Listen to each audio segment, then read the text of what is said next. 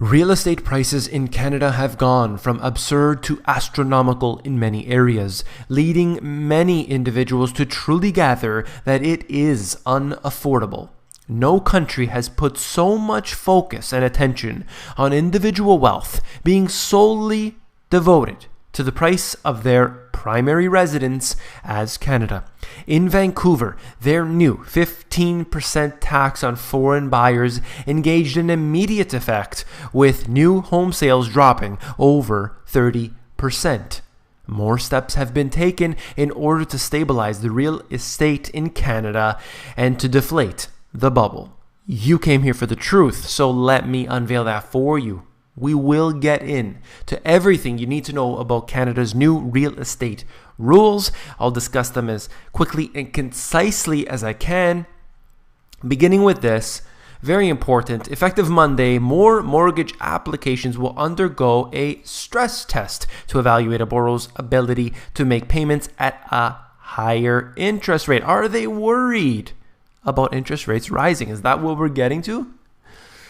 The requirement was already in place for some types of mortgages. It will now apply to all insured mortgages in which buyers have down payments that are less than 20% of the purchase price.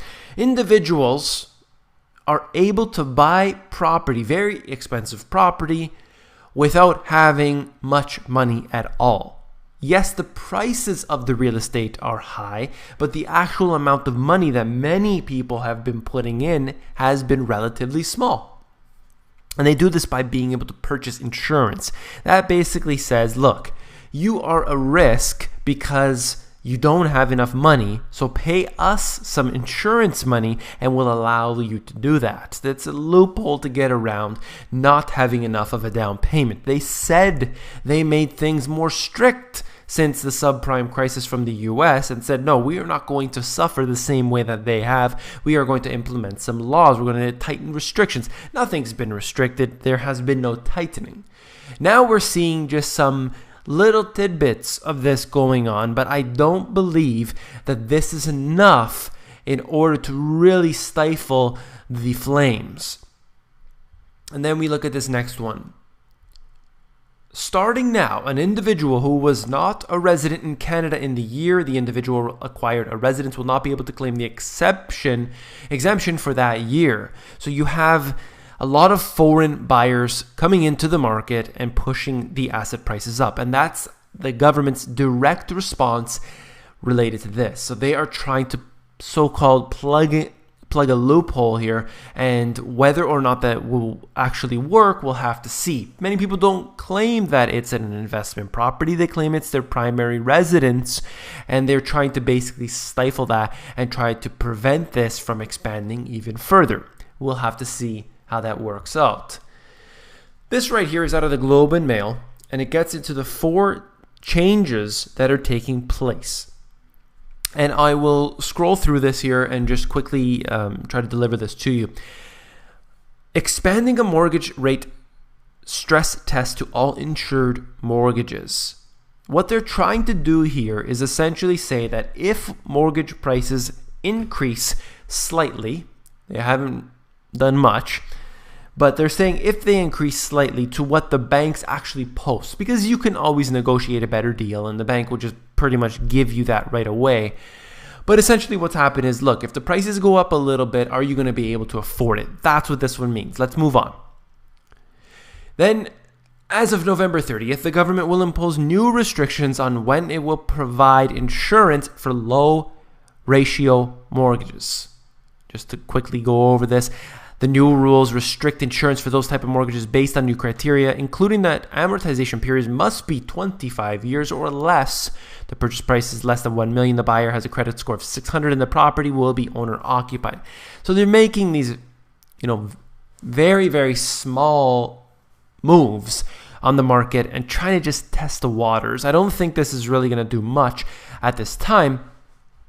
But they're basically trying to save face, and just say that we are doing something. We're trying. New reporting rules for the primary residence capital gains exception. And of course, this is exactly what I just got into a moment ago.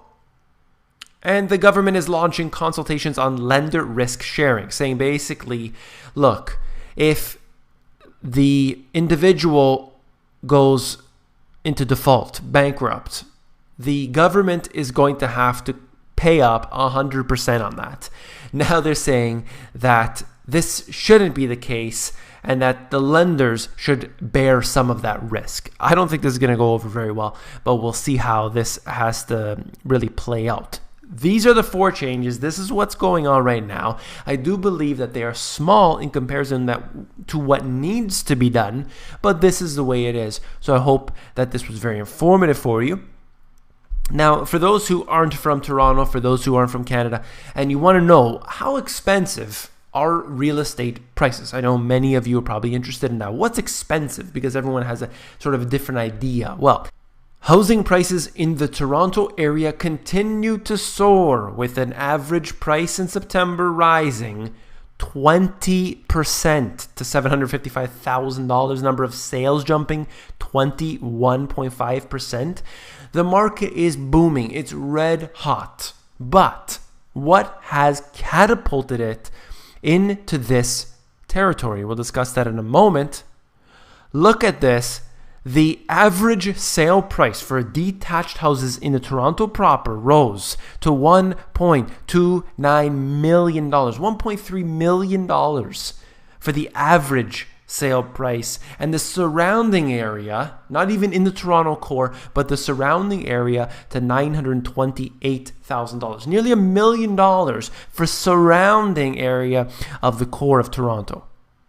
Now think about that for a second. This is, in fact, completely unaffordable. Yes, you can go and drive out a few hours from the core and be able to get an affordable home. But many individuals do not want to move several hours out into that territory. They want to be able to be close to their work, to be close to their families, and have homes that are reasonably affordable. That isn't the case. Toronto's homes have gone to the point of unaffordability, and the government is trying to respond and is doing so in such baby steps that the prices are just going to continue to rise. They may slow down slightly, but this isn't enough to actually slow the prices down. They've done so in BC with their law there, have been able to start to stifle those. However, it isn't the case for Toronto with these laws, or I should say Canada in general. With these, the Toronto prices are just too high and increasing at such a rapid clip that these laws they're trying to impose, regulations, changes, are simply not enough. So the bubble will continue to grow and grow and grow.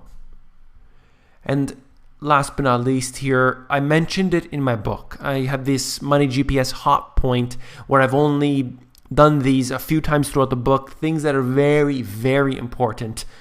Mortgages with variable rates of interest will present a big problem in the near future. A significant percentage of people have been buying their homes with a variable mortgage. The trouble is that once interest rates rise from historically low levels, people will not be able to make their monthly payments. Right now, everything is the way it is because interest rates are so low. And their new law that they're trying to implement is so minuscule. I'm not talking about an increase of 1%, although that may have an effect. I'm talking about a few percent increase. And that would be a disastrous effect to the public's idea that real estate prices always rise. Talk to most Canadians, 95% of Canadians, and they will tell you that real estate prices do not go down. It is not possible that they will go down. Ask anyone, and they will tell you real estate prices do not go down. And this right here is propaganda. This right here is brainwashing, and it has been going on for years and years, and it is actually getting worse as of late. If you found this video informative, please give me a thumbs up. Last but not least, if you found the video informative, I know you'll find my book, The Money GPS, even more informative. Head over to Amazon where they have this look inside feature that's going to allow you to actually flip through the pages of the book to see if you like it. Take care.